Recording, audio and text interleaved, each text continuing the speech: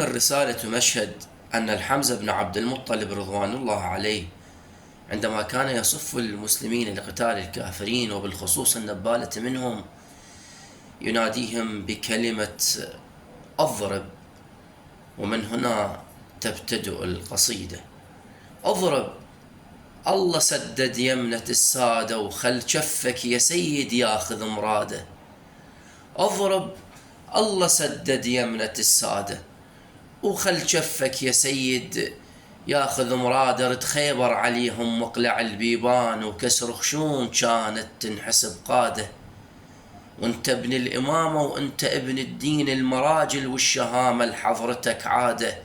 وانت الما تذل وانت نجم سهيل راضعها الشهامة بيوم ميلاده.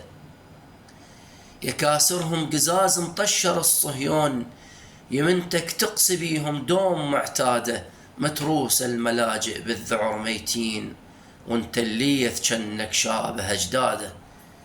يا المحطم خرافة وقاص راس الغول وقواعد دولة عظمى بحكمته ونادى. يا المحطم خرافة وقاص راس الغول وقواعد دولة عظمى بحكمته ونادى. مجرد كلمة منك تسولف تصريح من قادة الدول صهيون أسياده. لا شفنا السعود استنكر اللي صار، لا كل الخليج الكاسر وساده. وتبا للأسف من هاشمي لقبوه أبو الأردن رذيل وللذل اعتاده.